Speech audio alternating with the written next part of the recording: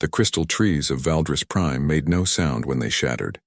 Tom Bradley had learned this 3 days ago, when the first artillery shells hit the forest. Now he moved through the glittering debris like a ghost, his boots crunching on fragments that caught the orange light of distant explosions. His squad followed in single file behind him. Rodriguez checked their rear while Williams kept watch on the left flank. They had been cut off from the main human force since Tuesday, surviving on emergency rations and rainwater collected in their helmets. The Dominion Alliance had them surrounded, but Tom knew these crystal forests better than most. He had studied every map of Valdris Prime before the invasion began. The war had been going on for 5 years now. Humans against the rest of the galaxy, or so it seemed.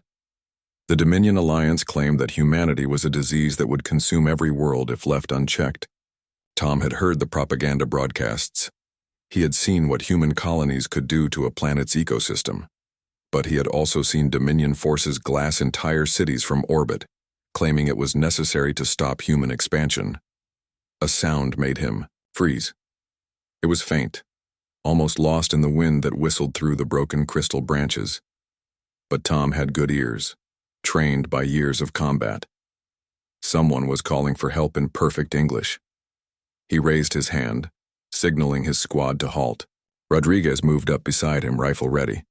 The big man had been with Tom for 2 years, ever since the Battle of Kepler Station. They trusted each other completely. "You hear that, Sarge?" Rodriguez whispered. Tom nodded. The voice came again, weaker this time. It seemed to be coming from deeper in the forest, where the crystal trees grew thicker. Tom made a decision that would have gotten him court-martialed under normal circumstances. He decided to investigate. They moved carefully through the glittering maze. The crystal trees here were different from Earth forests. They grew in spirals, their translucent trunks reflecting and refracting light in patterns that hurt the eyes. Some were as thick as ancient redwoods, others thin as bamboo. All of them were beautiful and deadly. When they fell, they could cut a man in half. The voice called again, and this time Tom could make out words. "Help me, please, I don't want to die like this." Williams tapped Tom's shoulder and pointed. Ahead of them, a massive crystal tree had fallen across several others, creating a natural cage. Something large was trapped inside. At first, Tom thought it might be a Dominion vehicle or perhaps one of their mechanical warriors. But as they got closer, he realized he was looking at something impossible. It was a dragon. The creature was easily 20 feet long, with scales that shimmered like oil on water. Its wings were folded against its body, one of them clearly broken. A powerful hind leg was pinned beneath a crystal trunk, and dark blue blood pooled around the injury. The dragon's head was raised, and when it saw the humans approaching, its eyes widened with something that might have been hope. "Stay back," Tom ordered his men. He kept his rifle trained on the creature but did not fire. In 12 years of military service, he had seen many strange things, but never anything like this. The dragon spoke, and its voice was deep and musical. "You're human soldiers, I can tell by your equipment." It paused, breathing heavily. "I know you have no reason to help me. I am your enemy." Rodriguez muttered something in Spanish that Tom pretended not to hear. Williams was staring at the dragon with his mouth open. These were good men, but this situation was beyond their training. "You're Dominion," Tom stated. It was not a question. He could see the advanced armor plating that covered portions of the dragon's body, marked with the 3-star symbol of the Alliance. "Yes," the dragon replied. "My name is Thane. I was shot down during the attack on your forward base. My ship crashed in these woods." The creature's eyes never left Tom's face. "I've been trapped here for hours. I'm dying." Tom noticed that the dragon had not asked to be freed. It had not demanded anything, it had simply stated facts. This impressed him despite himself. "Why should we help you?" he asked. Thane's expression changed. The hope in its eyes was replaced by something else. Urgency. "Because if you don't, my sister is going to make a mistake that will kill us all, humans and Dominion alike." This was not what Tom had expected to hear. He kept his rifle steady, but his mind was racing. In 5 years of war, no Dominion prisoner had ever volunteered information about their operations. Most preferred death to capture. Explain, Tom said. The dragon shifted slightly, wincing, as the crystal pressed against its trapped leg. The Dominion alliance is not what your people think it is. We were not the ones who decided to go to war with humanity. We were forced into it. Rodriguez snorted. Right. Forced by who? Thane's eyes fixed on him. By being so old that they... Remember when this galaxy was young? They call themselves the hegemony. They have been manipulating both sides of this conflict from the beginning. Tom felt a chill that had nothing to do with the wind. That's impossible. Is it? Thane asked. Tell me, Sergeant. In 5 years of war, have you ever wondered why the Dominion races suddenly united against humanity? We had been fighting each other for centuries. My people, the Pirathi, were at war with the Zephyrians for over 200 years. Then suddenly, we're all allies. Tom had wondered about that. Military intelligence had never provided a satisfactory explanation for how dozens of alien species had formed such a tight alliance so quickly. The hegemony convinced us that humans were the greater threat, Thane continued. They showed us projections of human expansion. They made us believe that your species would consume the entire galaxy within a few generations. The dragon's voice grew weaker. But I have studied humans during this war. I have watched how you fight, how you protect your wounded, how you mourn your dead. You are not the monsters they described. Williams lowered his rifle slightly. Sarge, what if it's telling the truth? Tom didn't answer immediately. He was thinking about the inconsistencies in their intelligence reports, the way Dominion tactics sometimes seemed designed to prolong the war rather than end it. The strange new enemy units that had appeared in recent months, beings that neither side claimed as their own. What mistake is your sister going to make? He asked finally. Thane's eyes brightened with desperate hope. She commands the Pirathi 3rd Battle Group. Tomorrow she's going to participate in a weapons test that the hegemony claims will end the war. They're going to demonstrate a new weapon by destroying your colony ships near the Centauri system. Tom's blood ran cold. The evacuation fleet. Thousands of civilians, including families fleeing the war zones. But the test is a trap, Thane continued. The weapon will also destroy the Dominion fleet. The hegemony wants both our species weakened so they can return to rule the galaxy as they did eons ago. The forest around them seemed to grow quieter. Tom could hear his own heartbeat and the shallow breathing of the trapped dragon. His men were looking at him, waiting for orders. Everything in his training told him to leave the creature and continue their mission. But something deeper, something that had kept him alive through 12 years of combat, told him that the dragon was telling the truth. In the distance, he could hear the sound of search parties. Dominion forces, looking for their missing pilot. Soon this place would be crawling with enemies.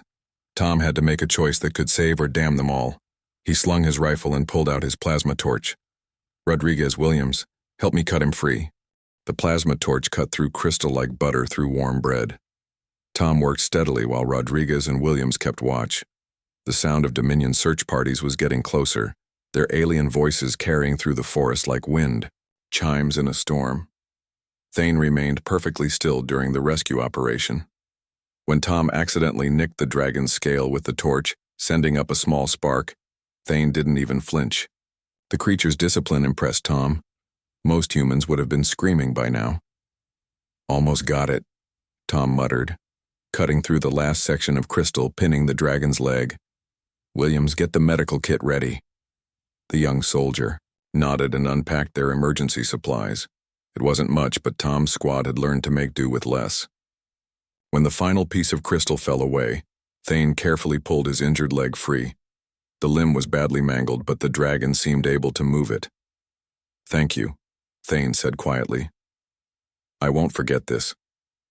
Tom helped the dragon to his feet. Thane was heavier than he looked, and Tom could feel the power in the creature's muscles. If the dragon wanted to kill them, it could probably do so even injured. But instead, Thane leaned against a crystal tree and tested his weight on the damaged leg. Can you walk? Tom asked. I'll manage, Thane replied. But we need to move quickly. My people will be here soon and they won't listen to explanations before they start shooting. Rodriguez packed up the medical supplies. Sarge, which way? Tom studied their surroundings. The search parties were coming from the south and east. Their best chance was to head north toward the old mining station. It was a long shot, but the facility might still have working communications equipment. This way, he said, leading them deeper into the crystal forest. As they walked, Thane told them more about the hegemony. The ancient beings had ruled the galaxy millions of years ago, before the rise of younger species. They had withdrawn to hidden worlds when their empire fell, but they had never stopped watching. When humanity began expanding beyond Earth, the hegemony saw a threat to their plans for eventual return to power. They approached the major powers of the Dominion separately, Thane explained, limping alongside Tom. They showed us evidence of human aggression, battles that never happened, colonies that were never built. But their illusions were perfect. We believed what we saw. Williams shook his head. But why didn't they just attack us directly, if they're so powerful? Thane paused to catch his breath. Because they're not as strong as they once were. Millions of years in hiding have weakened them. They need the younger races to destroy each other so they can emerge and take control of what's left. The sound of crystal breaking made them all freeze. A Dominion patrol was close, moving through the forest with mechanical precision. Tom could hear their communication devices chattering in languages he didn't recognize. He motioned for everyone to take cover behind a cluster of thick crystal trunks. A group of 6 Dominion soldiers passed within 50 yards of their position. Tom recognized the species. 3 were Mantari, insect-like beings with natural armor, and 4 arms. 2 were Kelthans, tall and thin with gray skin and large eyes.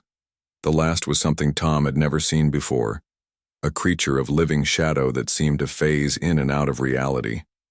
After they passed, Thane's expression grew, troubled. That last one, it's not Dominion. What do you mean? Tom asked. It's hegemony, a void walker. They're energy beings that inhabit mechanical shells. Thane's voice was grim. If they're here, it means the hegemony is taking direct action. The situation is worse than I thought. They continued moving north, but Tom's mind was racing. If the dragon was telling the truth about ancient aliens manipulating both sides of the war, then everything he thought he knew was wrong. The heroes and villains weren't who they seemed to be. The real enemy was something else entirely. The old mining station appeared through the crystal trees like a metal island in a glass sea. The facility had been abandoned years ago when the ore deposits ran out. Most of the equipment was gone, but the basic structure remained intact. More importantly, Tom could see that the communication array was still standing. There, he pointed. If that system still works, we can contact both our commands. Thane nodded. I can reach my sister from here, but Tom, you need to understand something. When I tell her what I've learned, she may not believe me. The Parathi are proud people. Admitting that we've been deceived won't be easy. Tom was surprised that the dragon had used his first name. Somehow, during their journey through the forest, they had moved beyond the soldier-prisoner relationship. They were now something closer to allies. The station's main building was intact, but showed signs of recent occupation.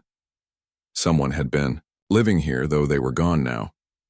Tom found the communication equipment in the central control room. It was old but functional, powered by a small fusion cell that still had charge remaining. Williams set up a perimeter. Rodriguez, help me get this thing working. Tom began activating systems he hadn't seen since his early days in the service. Thane, can you access Dominion frequencies on this? The dragon moved to the communication panel with surprising grace despite his injury. His clawed hands moved over the controls with practiced ease. I can reach the Parathi battle net, but Tom, there's something else you need to know about my sister. Tom paused in his work. What? Her name is Vera, and she hates humans more than anyone in the Dominion Alliance. Her mate was killed in the first year of the war. She blames your species for his death. Thane's expression was sad. Convincing her to work with humans will be almost impossible. Before Tom could respond, the communication system crackled to life. A human voice came through the speakers, urgent and professional. Any colonial forces, this is Command Base 7. We have multiple Dominion fleets moving toward the Centauri system. Repeat, we have incoming hostiles heading for the evacuation ships. Tom grabbed the microphone. Command Base 7, this is Sergeant Bradley, 3rd Colonial Defense Force. We have priority intelligence about the Centauri situation. The voice on the other end paused. Sergeant Bradley, your unit was listed as missing in action 3 days ago. What's your status? Tom looked at Thane, who was already adjusting the controls to reach Dominion frequencies. Sir, I'm currently working with a Dominion prisoner who has critical intelligence about enemy operations. Request immediate connection to Fleet Command. Say again, Sergeant? Did you say you're working with a Dominion prisoner? Before Tom could answer, another voice came through the speakers. This one was deeper, more musical. It spoke in a language Tom didn't understand, but Thane responded immediately. Vera, Thane said in English. Sister, I need you to listen to me. The Dominion voice switched to English, cold and angry. Brother, where are you? Your ship was destroyed 3 days ago. We assumed you were dead. I survived the crash. But Vera, I've learned something terrible. We've been betrayed. The hegemony is using both sides in this war. The silence that followed was broken only by the static of the communication system. Tom could feel the tension in the room like electricity before a storm. That's impossible, Vera finally said. The hegemony is a myth, ancient stories told to children. It's not a myth, Thane insisted. They're real, and they're here on Valdris Prime. I've seen their agents. Tomorrow's weapons test is a trap designed to destroy both human and Dominion forces. Tom heard other voices in the background of the Dominion transmission. Vera was not alone. She was probably on the bridge of her command ship, surrounded by her officers. Even if what you say is true, Vera said slowly, why should I trust the word of humans? They could be forcing you to say this. Thane looked at Tom, and something passed between them. An understanding built on shared danger and mutual respect. Because, Thane said into the microphone, they saved my life when they could have left me to die. And because the human standing next to me is willing to risk everything to prevent a massacre of both our peoples. The communication system fell silent again. In that silence, Tom realized that the fate of 2 civilizations might depend on whether a dragon could convince his sister to trust her ancient enemy. Outside, the sounds of approaching search parties grew louder. The silence stretched on for what felt like hours, but was probably only seconds. Tom watched Thane's face, seeing the pain there that had nothing to do with his injured leg. The dragon was asking his sister to abandon everything she believed, to trust the very people she had been fighting for 5 years. Vera, Thane said finally, his voice gentle. Do you remember the night of falling stars? Tom heard a sharp intake of breath through the communicator. Whatever Thane was referring to, it meant something important to his sister. You were only a hatchling, Thane continued. But I promised that night that I would never lie to you. I'm not lying now.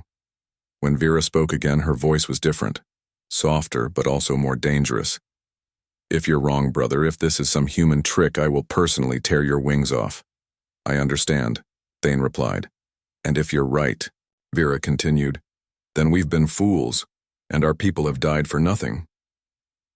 The human communication channel crackled back to life. Sergeant Bradley, this is Colonel Martinez, Fleet Command. What the hell is going on down there? Tom had served under Martinez before. The colonel was a good officer, but he didn't like surprises. Sir, we have a situation that requires immediate attention. The Dominion prisoner has intelligence about tomorrow's operations at Centauri. Prisoner? Martinez's voice was sharp. Sergeant, you're supposed to eliminate enemy combatants, not have tea parties with them. Before Tom could respond, alarms began blaring in the background of the Dominion transmission.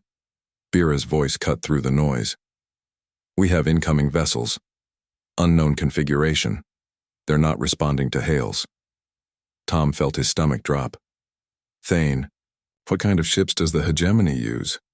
Ships that phase between dimensions, Thane replied grimly. They would appear without warning on your sensors. The human channel exploded with activity.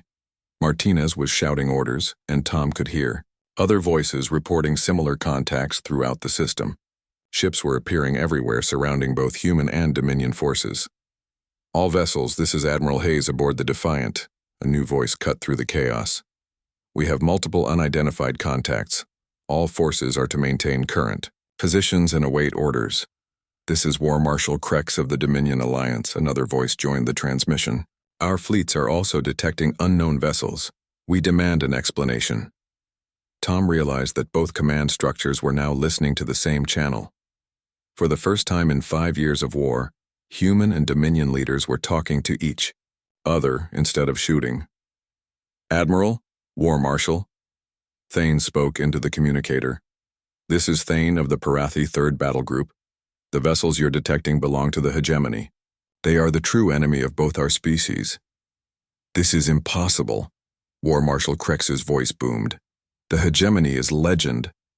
"So were dragons until today," Tom muttered, then keyed his microphone. "Admiral Hayes, this is Sergeant Bradley. I can confirm the dragon story. We have evidence of hegemony infiltration at the highest levels." Admiral Hayes was quiet for a moment. Then, "Sergeant, did you just say dragon?" Before anyone could answer, a new voice cut through all the others. It was cold, mechanical, and utterly alien. "Attention, lesser species. You will cease all communications and surrender your vessels. Resistance will result in immediate termination." The voice sent chills down Tom's spine. It sounded like death itself speaking through a machine. "That's the hegemony," Thane confirmed. "They've decided to reveal themselves." Williams burst into the communication room. "Sarge, we've got company, big company." Tom looked out the window and felt his blood freeze. The crystal forest around the mining station was full of moving figures. But these weren't Dominion soldiers or human troops. They were tall, skeletal beings in flowing robes, their faces hidden behind masks that seemed to absorb light. Between them moved the Void Walkers, creatures of living shadow that flickered in and out of existence. "Hegemony ground forces," Thane said, pulling himself upright despite his injury. "They found us." The alien voice spoke again over the communicators. "The species known as humans and the races of the Dominion Alliance have served their purpose. Your conflict has weakened both sides sufficiently. You will now submit to hegemony authority or be eliminated." Tom heard Admiral Hayes speaking rapidly to his officers, while War Marshal Krex was doing the same in his own language. Both fleets were apparently preparing for battle against the mysterious newcomers. "Tom," Thane said urgently, "there's something. I haven't told you about the weapon test tomorrow. It's not just designed to destroy your colony ships, it's a reality weapon. It can tear holes in space itself." "What does that mean?" Tom asked, though he suspected he didn't want to know the answer. "It means the hegemony can use it to erase entire star systems from existence, not just destroy them, but make it so they never existed at all." Thane's eyes were wide with fear. "If they test it on the Centauri system, they can then use it to rewrite history itself. They could make it so neither humans nor Dominion species ever evolved." The magnitude of what Thane was describing hit Tom like a physical blow. They weren't just talking about military defeat or even genocide. They were talking about retroactive extinction. Rodriguez appeared in the doorway. "Sarge, those things outside are moving closer. We've got maybe 5 minutes before they reach the building." Tom looked at the communication equipment, then at Thane. An impossible idea was forming in his mind. "Can you contact your sister directly? Not through the main battle net?" "Yes, but why?" "Because I think our only chance is to get human and Dominion forces to work together, and that means someone has to be willing to make the first move." Tom keyed the human channel. "Admiral Hayes, this is Sergeant Bradley. Request permission to coordinate with Dominion forces for a joint operation against hegemony targets." The silence that followed was deafening. Tom could imagine the chaos on the Admiral's bridge. No human had ever requested permission to work with Dominion forces. "Sergeant," Admiral Hayes said finally, "did you just ask permission to cooperate with enemy forces?" "No, sir," Tom replied. "I asked permission to cooperate with fellow victims of hegemony manipulation." Through the Dominion channel, he heard War Marshal Krex speaking to his officers. The alien leader seemed to be having the same conversation with his people that Admiral Hayes was having with his Thane was working the controls, establishing a direct link to his sister's ship. Vera, can you hear me? I'm here, brother, and I'm looking at sensor readings that make no sense. These new ships, they're bigger than anything in our databases. Some of them are larger than moons. The hegemony has been preparing for this moment for millions of years, Thane explained. They have weapons we can't imagine and technology that operates outside normal physical laws. Our only chance is to work with the humans. Tom heard explosions outside. The hegemony forces were attacking the mining station. Williams and Rodriguez returned fire, but their weapons seemed to have little effect on the shadowy attackers. Vera, Tom spoke into the communicator. This is the human who saved your brother's life. I'm asking you to trust us. Not forever, just long enough to survive the next 24 hours. The Dragon commander was quiet for a long moment. When she spoke, her voice was firm. Human, if this is a trick, if you're using my brother to deceive us, I will hunt you to the ends of the galaxy. I understand, Tom replied. But it's not a trick. We need each other. War Marshal Krex, Vera's voice cut across the communication channels. I formally request permission to coordinate with human forces against hegemony targets. Vera, Krex replied, and Tom could hear the shock in his voice. What are you saying? I'm saying the humans aren't our real enemy, sir. They never were. Admiral Hayes spoke up. War Marshal, Admiral Hayes here. I'm willing to discuss a temporary ceasefire if it means we can deal with this new threat. The building shook as something large struck the outer wall. Through the window, Tom could see one of the skeletal hegemony soldiers raising a weapon that seemed to bend light around itself. We're about to be overrun, Tom said into the microphone. Whatever we're going to do, we need to do it fast. Thane grabbed Tom's arm. There's a way out of here, an old mining tunnel that leads to the North Ridge. But Tom, if we're going to stop the reality weapon, we need to get to my ship. Your ship was destroyed, Tom pointed out. Thane smiled, and, for the first time, Tom saw hope in the dragon's eyes. No, it wasn't. I lied to my sister to protect myself. The ship is damaged but functional, and it has the access codes we'll need to reach the hegemony weapon platform. Outside, the sounds of battle were getting closer, but for the first time since the war began, humans and Dominion forces were talking instead of fighting. It wasn't much, but it was a start. Tom made another decision that would have gotten him court-martialed. He decided to steal a Dragon spaceship. The mining tunnel was darker than the space between stars. Tom led the way with a small flashlight, while Thane limped behind him. Rodriguez and Williams brought up the rear, their weapons ready for anything that might follow them through the narrow passage. The tunnel was old, carved by automated miners decades ago when Valdris Prime was still considered valuable. Water dripped from the ceiling and the air smelled of metal and stone, but it was safe, at least for now. The hegemony forces had not yet discovered their escape route. How much further? Tom asked quietly. Another kilometer, Thane replied. The ship is hidden in a natural cave system beyond the ridge. Behind them, they could hear the sounds of destruction as the hegemony forces tore apart the mining station. Whatever those beings were looking for, they were being thorough about it. As they walked, Thane told them more about his ship. It was a Parathi scout vessel, designed for deep reconnaissance missions, fast, well-armed, and equipped with advanced sensors. More importantly, it had clearance codes that would allow them to approach hegemony installations without immediately being destroyed. The hegemony uses our own security systems against us, Thane explained. They've been infiltrating our networks for years, learning our protocols, but they haven't changed the basic access codes yet. They're too confident in their control. They emerged from the tunnel onto a hillside covered with smaller crystal formations.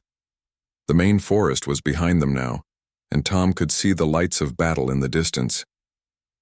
Human and Dominion fleets were engaging the mysterious hegemony vessels, and the sky was full of explosions. There, Thane pointed toward a cluster of natural rock formations.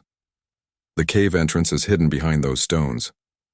The ship was smaller than Tom had expected, but it was sleek and obviously advanced. The hull was made of the same shimmering material as Thane's scales, and it seemed to absorb and reflect light in impossible ways. Tom realized that this was probably why the ship had survived the crash. Its design was naturally camouflaged. "Impressive," Williams said, running his hand along the hull. "Parathi engineering," Thane said with obvious pride. "We've been building ships for longer than humans have had written language." Tom bit back his first response to that comment. The war had taught everyone to think in terms of us versus them. But if Thane was right about the hegemony, then those divisions were artificial, created by beings who wanted humans and aliens to destroy each other. The ship's interior was surprisingly comfortable. The control systems were obviously designed for dragon physiology, but Thane showed Tom how to operate the basic functions. The communication system was more advanced than anything in the human fleet. "Can you reach your sister from here?" Tom asked. "Yes, and with much better security than the mining station had." Thane settled into the pilot's seat, his injured leg stretched out carefully. "But Tom, there's something you need to understand about what we're planning to do." Tom was checking the ship's weapon systems. They were powerful, but limited. This was a reconnaissance vessel, not a battleship. "What do you mean?" "The reality weapon isn't just on a space station. It's built into an entire moon. The hegemony hollowed out one of Centauri's satellites and turned it into a weapons platform. To destroy it, we'll need the combined firepower of both fleets." Rodriguez whistled softly. "That's a tall order, considering those fleets have been trying to kill each other for 5 years. Which brings us to the real problem," Thane continued. "Even if we convince both sides to work together, the hegemony has agents embedded in both command structures. They'll know we're coming." Tom thought about that. "How do we identify the agents?" "We don't," Thane said grimly. "We assume everyone is compromised and plan accordingly." The communication system activated, and Vera's voice filled the cabin.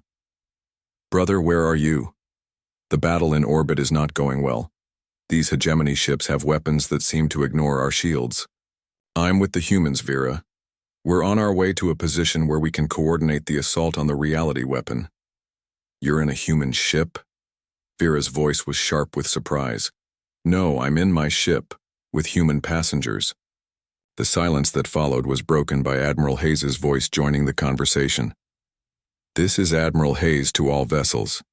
We have confirmed reports of hegemony infiltrators in both fleets. All personnel are to report any suspicious behavior, immediately." Tom keyed the microphone. "Admiral, this is Sergeant Bradley. We have intelligence on the location and nature of the primary hegemony weapon. Request permission to brief both fleet commands." "Granted, Sergeant. But I want to know how you're communicating from a Dominion vessel." Before Tom could answer, another voice joined the conversation. It was cold and mechanical, clearly artificial. "Admiral Hayes, this is Director Axis of Strategic Intelligence. I recommend against trusting any communication from compromised personnel." Tom felt ice in his veins. He had worked with strategic intelligence before, and something about that voice was wrong. Too perfect, too controlled. Thane leaned toward the microphone. "Director Axis, this is Thane of the Pyrathy. Can you tell me how you know that Sergeant Bradley is compromised?" "The sergeant has been missing for 3 days. It's obvious that he's been captured and brainwashed by Dominion forces." "I see," Thane said calmly. "And how do you explain the fact that he's currently aboard my ship, having saved my life and helped me escape hegemony forces?" The silence that followed was telling. Tom realized that Thane had just exposed a major flaw in the agent's story. If Tom had been brainwashed by Dominion forces, why would he be helping a Dominion prisoner escape other Dominion forces? Admiral Hayes seemed to reach the same conclusion. "Director, your logic seems flawed, and frankly, your voice sounds different than when we met yesterday." "I'm using a secure communication protocol," Director Axis replied quickly. "No, you're not," another voice interrupted. This was a human woman speaking with authority. "This is Major Linda Ross, actual strategic intelligence. The real Director Axis was killed 2 days ago. Whoever you're talking to is an imposter, Tom. Felt pieces falling into place. The hegemony agent. It's been feeding false information to our command structure. Through the Dominion channel, War Marshal Krex was having a similar conversation with his officers. Apparently, the aliens had discovered their own infiltrators. The realization that both sides had been manipulated was spreading through both fleets. Admiral Hayes, Tom said, we need to coordinate an immediate assault on the reality weapon before the hegemony can activate it. Agreed, Admiral Hayes replied. But Sergeant, we need proof that this weapon exists and that it poses the threat you claim. Thane activated his ship's sensor array. Transmitting long-range scans now. You should be able to see the energy signatures, building around Centauri's third moon. Tom watched the data stream across the display. Even with his limited understanding of advanced physics, he could tell that something massive was happening near Centauri. The energy readings were off any scale he had ever seen. My God, Admiral Hayes whispered. War Marshal Krex, are you seeing this? We are, the alien commander replied. These readings suggest a weapon capable of destroying entire solar systems. Not just destroying, Vera's voice added. If my brother is correct, this weapon can erase them from existence entirely, make it as if they never were. The implications of that statement hung in the air like poison. Tom had seen planets burned by orbital bombardment. He had witnessed the aftermath of nuclear warfare. But the idea of complete erasure from history was something beyond his experience. How long until the weapon is ready to fire? Admiral Hayes asked. Thane studied his instruments. Based on the energy buildup patterns, approximately 4 hours, maybe less. That's not enough time to get both fleets to Centauri, War Marshal Krex observed. It is if we work together, Tom said. Thane, can your ship lead a mixed force through the hyperspace routes? Yes, but it would require perfect coordination between human and Dominion navigation systems. One mistake, and we could emerge from hyperspace inside a star. Rodriguez had been quiet during the conversation, but now he spoke up. Sarge, there's something else to consider. If we're wrong about this, if it's all an elaborate Dominion trick, we'll be leading our entire fleet into a trap. Tom looked at Thane, studying the dragon's face. In the past few hours, this being had saved his life, shared critical intelligence, and risked everything to warn both sides about a threat that transcended their war. If this was deception, it was the most elaborate and pointless one Tom had ever encountered. It's not a trick, Tom said firmly. Thane, plot the course. Admiral Hayes, War Marshal Krex, we need to coordinate our fleets for a joint hyperspace jump. What followed was the most complex military coordination in galactic history.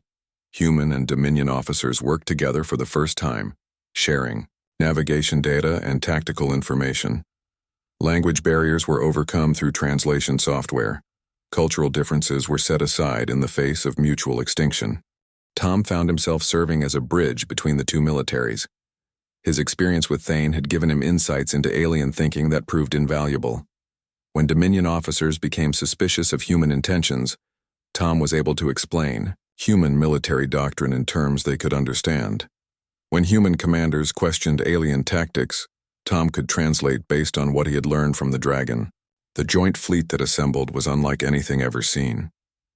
Human battleships flew in formation with Dominion cruisers. Fighter squadrons that had been trying to kill each other hours before now coordinated patrol routes. It was rough, improvised, and probably doomed to fail, but it was also magnificent. All vessels, this is Admiral Hayes. We jump in 60 seconds. Remember, we're not just fighting for our own species anymore. We're fighting for the right of all life to exist. Tom strapped himself into the acceleration couch as Thane prepared the ship for hyperspace. Through the view screen, he could see the massive, combined fleet surrounding them.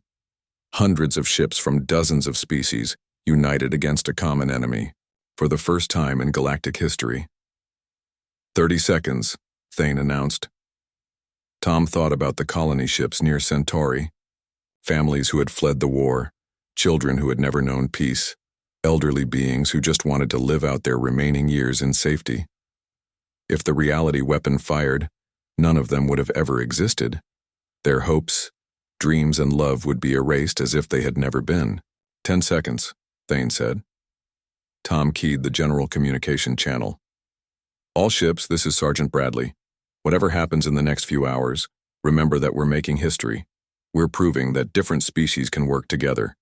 We're showing the universe that cooperation is stronger than conquest. 5 seconds, Thane whispered. The hyperspace jump felt like dying and being reborn in the same instant. Reality twisted around them. Colors that had no names painted impossible patterns across the view screen, and Tom felt his consciousness expand to encompass the entire universe for one brilliant moment. Then they emerged into normal space, and Tom saw the reality weapon for the first time. It was beautiful and terrible, a moon transformed into an instrument of cosmic destruction. The surface bristled with towers and arrays that pulsed with energy patterns that hurt to look at directly. The weapon was already charging, its power building toward the moment when it would tear a hole in the fabric of existence itself. Around the weaponized moon, a fleet of hegemony ships waited like sharks in dark water. They were huge ancient vessels that seemed to absorb light and hope in equal measure. Tom counted at least 50 major warships, each one larger than anything in the human or Dominion fleets. All vessels. Admiral Hayes' voice was calm despite the odds. Engage hegemony forces. Protect the assault teams at all costs. The battle began immediately, and it was unlike anything Tom had ever experienced. Hegemony weapons fired beams of pure entropy that aged metal to dust in seconds. Human missiles exploded against shields that existed in multiple dimensions simultaneously. Dominion energy weapons carved through hegemony armor, while alien fighters danced between reality waves that could erase them from existence. In the middle of it all, Thane guided his small ship toward the reality weapon itself. Tom watched the tactical display, seeing the joint fleet fighting with desperate courage against impossible odds. Ships were dying on both sides, but they were dying together, human and alien crews united in their final moments. There, Thane pointed toward a structure near the weapon's primary focusing array. That's the control center. If we can get inside and overload the system, we might be able to turn the weapon against the hegemony fleet. Tom nodded, checking his equipment one final time. In a few minutes, he would be fighting hand-to-hand with beings that had ruled the galaxy before his species learned to make fire. The odds of survival were practically zero, but for the first time in 5 years of war, Tom knew he was fighting for something that mattered. Not just for humanity, but for the right of all species to choose their own destiny among the stars. Thane's ship screamed through space toward the reality weapon, dodging energy beams that could unmake matter at the molecular level. Tom gripped his rifle and watched the weaponized moon grow larger on the view screen. Up close, the scale of the thing was overwhelming. The hegemony had hollowed out an entire celestial body and filled it with technology that operated beyond normal physics. Landing bay approaching, Thane announced, his claws dancing over the controls with practiced precision. Tom, once we're inside, I won't be much use in ground combat. This leg isn't healing as fast as I hoped. Tom checked his equipment one final time. You've done enough already. Just get us inside and find the control systems. Rodriguez, Williams, you ready? Both soldiers nodded grimly. They had fought beside Tom through dozens of battles, but nothing had prepared them for this. They were about to assault a weapon that could erase reality itself, defended by beings older than human civilization. The ship shuddered as they passed through the energy field surrounding the landing bay. Thane had been right about the access codes. The hegemony security systems recognized his ship as friendly and allowed them to dock without challenge. That won't last long, Thane warned as they prepared to disembark. Once they realize what we're doing, every hegemony agent on this station will be hunting us. The interior of the weapon platform was a maze of corridors that seemed to exist in more than 3 dimensions. The walls curved in ways that hurt the eyes, and the lighting came from sources that cast shadows in impossible directions. Tom had to fight down a wave of nausea as his brain tried to process architecture, designed by beings who experienced reality differently than humans. This way, Thane said, consulting a display built into his armor. The control center should be near the primary focusing array. They moved through the station like ghosts, avoiding the tall, robed figures that Tom now knew were hegemony operatives. Most of the beings seemed focused on preparing the weapon for firing, adjusting controls and monitoring energy levels that climbed steadily toward the critical threshold. Through the station's viewports, Tom could see the battle raging in space. The joint human-Dominion fleet was holding its own, but barely. Admiral Hayes had been right to send them on this mission. The only way to win this fight was to turn the hegemony's own weapon against them. There. Thane pointed toward a chamber, filled with crystalline structures that pulsed with inner light. That's the primary control matrix. If we can overload those crystals, the entire system should cascade failure. Tom studied the chamber. It was heavily guarded by hegemony soldiers and what looked like mechanical sentries. Getting inside would require a frontal assault, and their small team was hardly equipped for that kind of fight. "We need a distraction," Tom muttered. Before anyone could respond, the station's communication system activated. A voice filled the corridors, speaking in the same cold, mechanical tone they had heard earlier. "Attention, all personnel. The weapon will fire in 60 minutes. All non-essential staff should evacuate to minimum safe distance." Tom felt his stomach drop. They were running out of time faster than expected. "There's another way," Thane said suddenly. "The maintenance shafts. They run through the entire station, including the control chamber." Williams grimaced. "I hate crawling through ducts." "Better than facing those guards head-on," Rodriguez pointed out. They found the maintenance access panel hidden behind what looked like a solid wall. Thane's claws were able to activate the hidden locks, and the panel slid open to reveal a narrow shaft that stretched into darkness. The shaft was barely wide enough for a human, and Tom had to wonder how Thane would manage with his injured leg.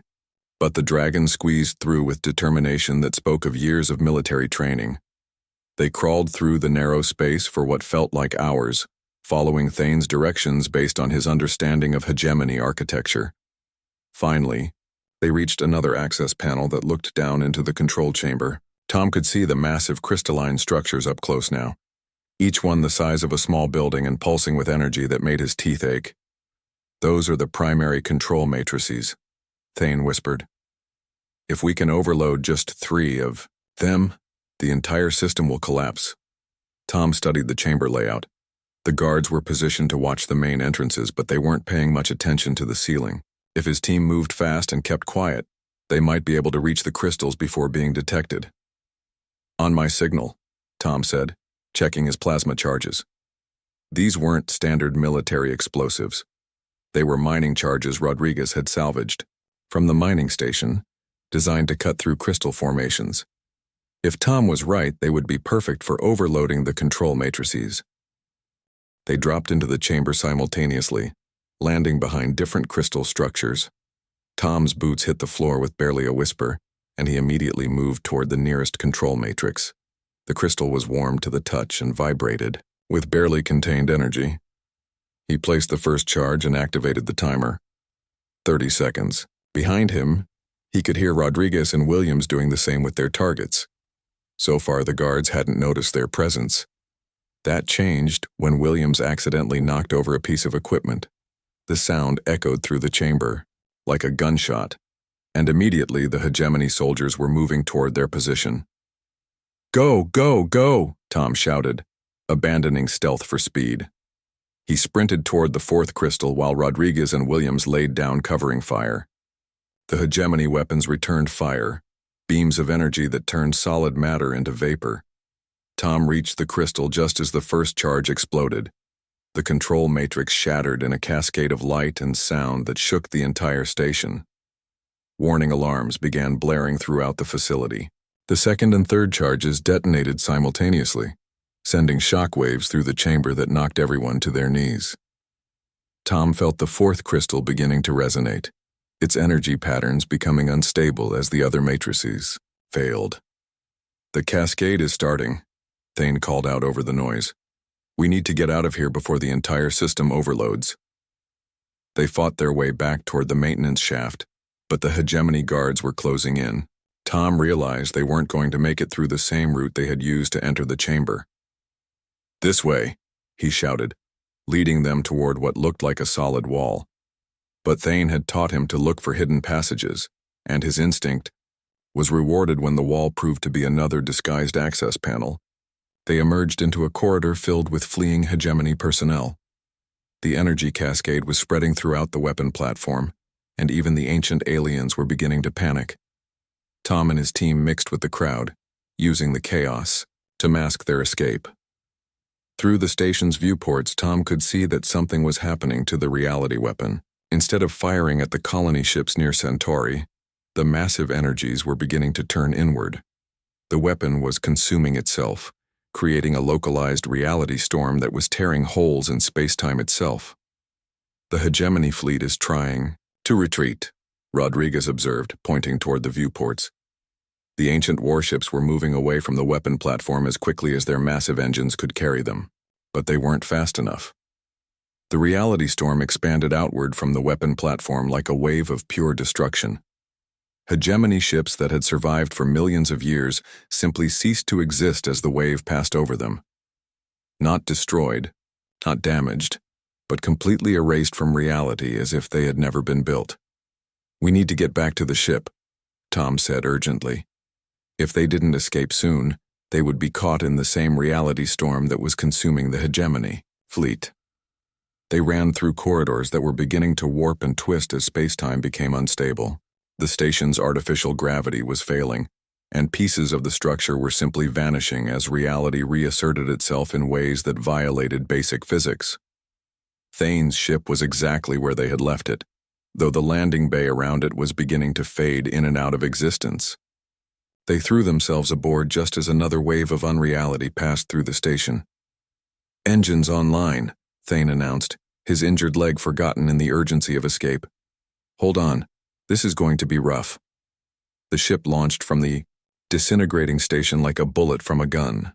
Behind them, Tom could see the weapon platform folding in on itself, reality collapsing and reforming in patterns that made no sense to human perception. In space around them, the joint human Dominion fleet was regrouping.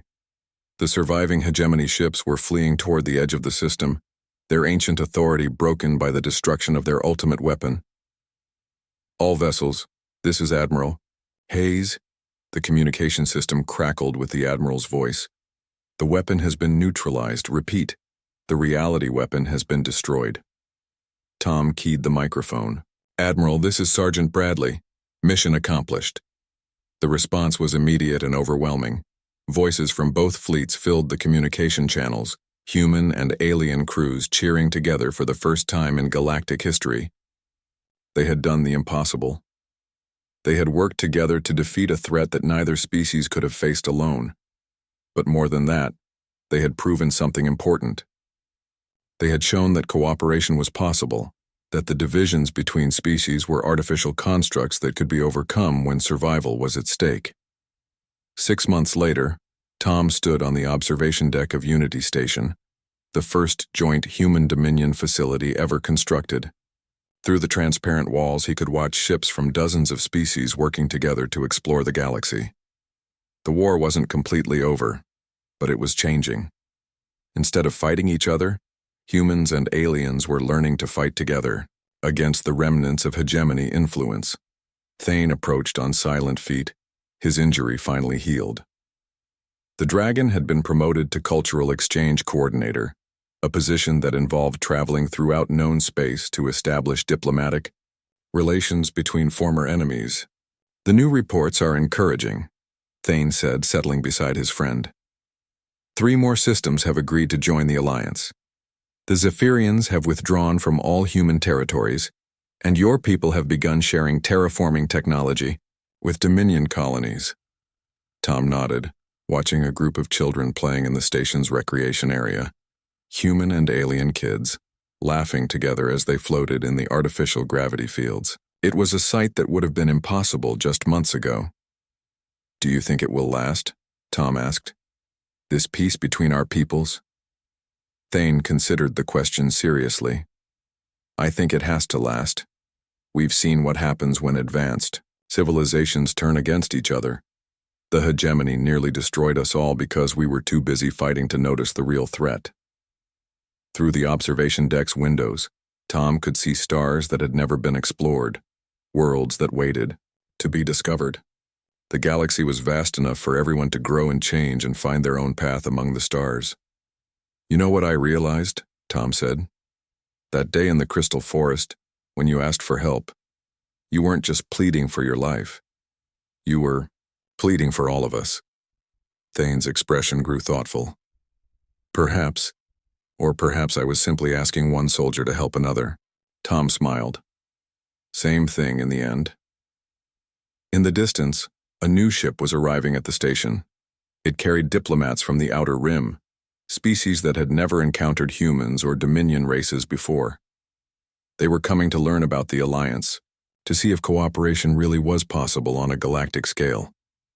Tom and Thane watched the ship dock, knowing that soon they would be meeting new species, learning new languages, and building bridges across cultural gaps that had seemed impossible to cross just months before.